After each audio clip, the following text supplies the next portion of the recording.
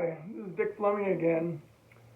I'm going to tell you a continuation of my first mission in Vietnam with my team, 1st Battalion, 1st Platoon. We were on a long-range reconnaissance patrol to check out the results of an arc-like strike that had happened about a couple of months earlier. Make sure that the enemy hadn't repopulated that area. I talk about my stories in a book called Chasing Charlie, which is available on Amazon. And you may also want to check out my URL, firstforcerecon.com, my website, where there's additional photographs and people have sent me and links to the recon clandestine community. You know, if you're interested in that Vietnam era, you might be interested in firstforcerecon.com. So my last video, we had just gotten shot out of our first LZ, and we were gotten back in the helicopter, and we were going to be going in again in a slightly different place, and hopefully we wouldn't get shot out of that. And so we got I reloaded all my magazine and my M16, and I was sitting there with the rest of the guys, and the euphoria that had been with us in that first few minutes of that attack had dissipated, and now we were all somber again. Got some sense knocked into us in a way. So this time, when we came in, it was uneventful. We had landed about 4 miles further along, and on the other side of the ridge where we had first made contact. And with the ramp settled in, and the sergeant yelled, "Go, go!" And I saw all the men going one right after another, and they formed a circle around the helicopter. And I was following Chief. You know, I was keeping my eyes on Chief, and looking all around to see if any enemy anywhere. And the helicopter takes off, and I look, and he's gone. And within 30 seconds, he was gone. And now everything became very quiet. I couldn't hear anything, maybe because of the noise of the turbines.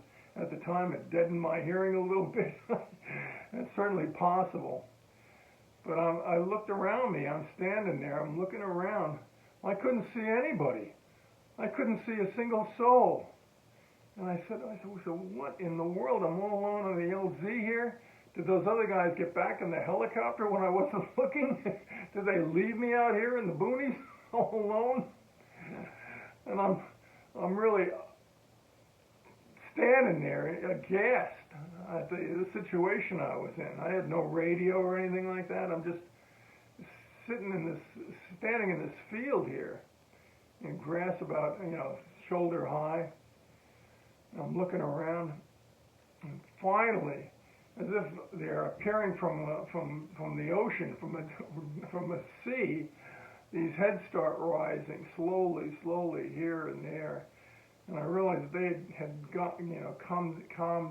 been in the grass, and with that camouflage on, man, you couldn't see them at all. At least I couldn't see them at all. So the sergeant said to Garcia, who was running point, pointed the direction, and we all followed.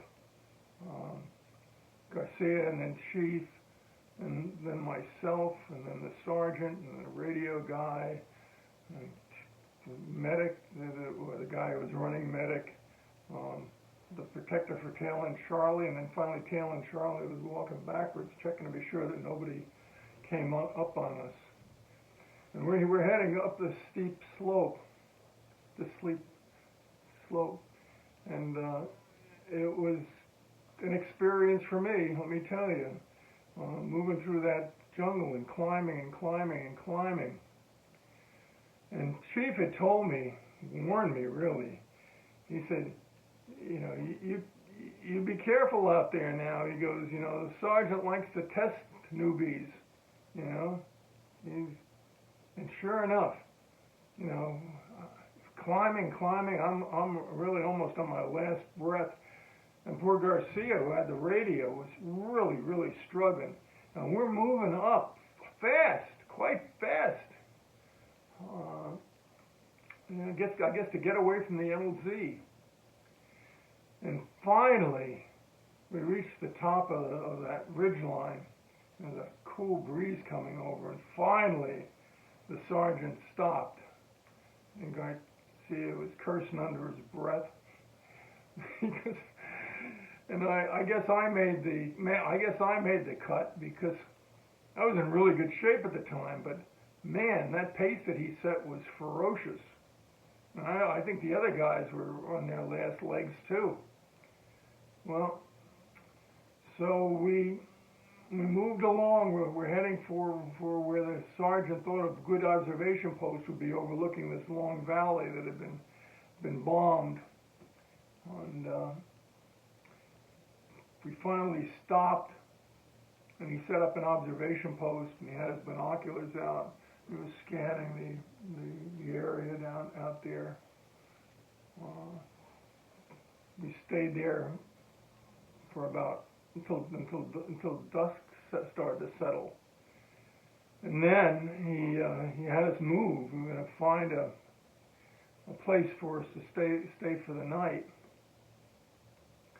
Well, we're moving along that ridge, and all of a sudden, I get the sign from Fernandez, stop, hold it. And then he went like this. You know, we had these hand signals that Chief had told me about, down. And I thought, you know, we're going to be in contact. Well, I had frozen. That's what I'm supposed to do. You see that sign, you freeze. And then he just dropped. So I dropped, and there was a dead stump there, right by where I was. I thought, well, this is okay. This is going to give me a little bit of cover at any rate. So I had my rifle on the stump, and I was frozen there. And suddenly I realized out of that stump were coming hundreds of ants, little red ants. And they were just coming all over me. And then they started biting my arms. They were gotten under my utility blouse, and they were biting. And every single bite felt like a pin had stuck me. Couldn't move. Didn't want to move a muscle. And finally, Garcia, who was running points, said, "Okay, let's go." Well, I'm trying to get these ants off me, brush them off as much as I could, and there's still some underneath my camouflage jacket, my jacket rather, and I'm trying to squash them and rub my arms, you know, if I could, without getting the sergeant upset with me. But when we stopped for the night, and in an area that was pretty well covered, we stopped there, and he set out a defensive perimeter. And man, I was itchy, and those bites were hurting me. And he comes over to me, crawls over to me, and he goes, "What the hell are you doing? You keep still in the bush." And I said, I got bitten by ants. And I showed him the underside of my arm. It was all welts, you know, from it. So he called over the first aid guy. It wasn't a medic, but because we didn't have a real Navy corpsman at the time, called him over, and he had a tube of something that he put on, gave to me, and I rubbed it on my arm, and I guess it had cortisone or something in it, but it really helped. I mean, it made me felt my arm felt a lot better, but my legs were still, and my stomach was, all bitten up. And so I unbuttoned my blouse and rubbed it on my stomach, and I undid my pants and I dropped them. And the guy said to me, he said, "Are you trying to rot your balls off?" He whispered to me. He goes, "You still got your skivvies on. We don't go out in the bush with skivvies on." And he took the scissors from the Unit 1 that he was carrying, and he cut them off, and he handed me my underpants. He says, "Stick that in your pack." He goes, "Jesus Christ, don't they teach you anything at these days?" In fact, well, no, they didn't teach me anything like that back in all my training. And they taught me, to practically memorize the code of military conduct and the various ranks with Navy and Marine guys, but they never told me not to put on my underwear when I'm going out in the bush. But when I took the underwear off and I spread that cream on my legs, it felt a lot better. I followed the other guys, and I laid down that silk blanket that Chief had given me, and so we went around the circle, and each person got out a can of whatever he wanted, beanies and weenies or peaches or whatever it was, and very carefully, one click at a time with the P38 can opener, opened the can of whatever it was, ate a little bit,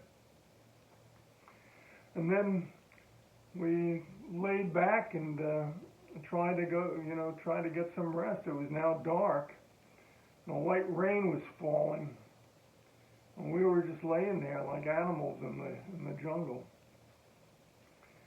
Well, the following day, we made our way closer down to that valley. We were going to try to get closer to that area that we were supposed to observe. And the sergeant wanted to make sure that there was no VC in the area or NVA in the area. So we didn't see we weren't any trails or anything like that, but we very carefully now went closer to that area which had been bombed. And as we got closer to it, I realized what a tremendous attack that had been.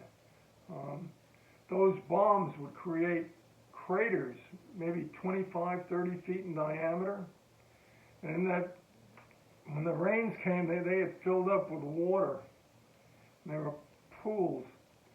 But there were pools, one right after the other, and extending for a quarter of a mile, with only about maybe 20 yards between them.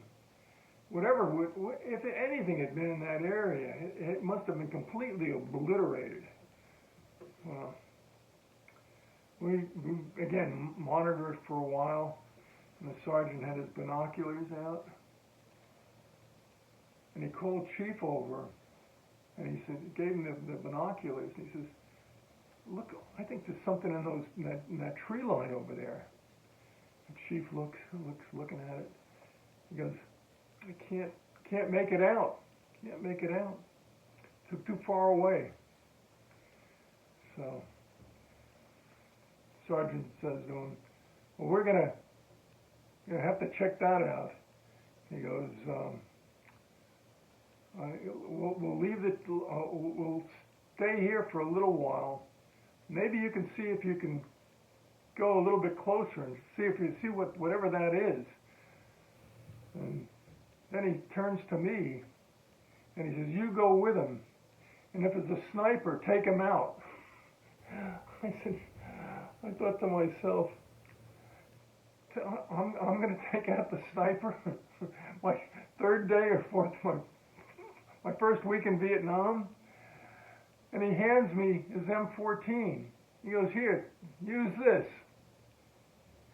Well, I was familiar with the M14. I mean, we had trained extensively with that in boot camp.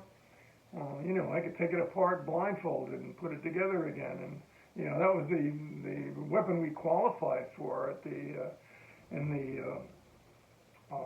firing range. Whether you're an expert or a marksman or a sharpshooter, that's what that's what we used, and it was a ferociously effective weapon, extremely accurate. And this one looked like it had been even customized in a way. It had bluing on it, and that fiberglass stock. Ours back at Paris Island were all wood stocks, and but this looked like a special weapon. So I followed Chief, and he's crawling through the underbrush, closer and closer to that tree line that they had spotted something in, and we found a spot that was in cover, good place for cover, and I laid the rifle down, and I'm sighting in. I could see something in the crux of a tree, and it was moving, but I couldn't see what it was exactly. And Chief is looking at through the binoculars, and he pats me on the back. He goes, "Relax. It's a piece of tarp or cloth or blanket or something blowing there, and not a sniper." So we back out and go back to the rest of the team. I give the sergeant his M14. I was never so glad to get rid of a weapon like that in my life. I didn't want any part of trying to shoot a sniper out of a tree my first week in Vietnam. So we spent the rest of a few more days, observing and trying to find out, if there was any activity in the area. And then eventually we called in for the helicopters and were extracted. Went back to our base camp. We didn't see anything more. So if you like that story, give me a thumbs up, subscribe to my channel, and I'll see if I can follow up with some more. Thank you very much.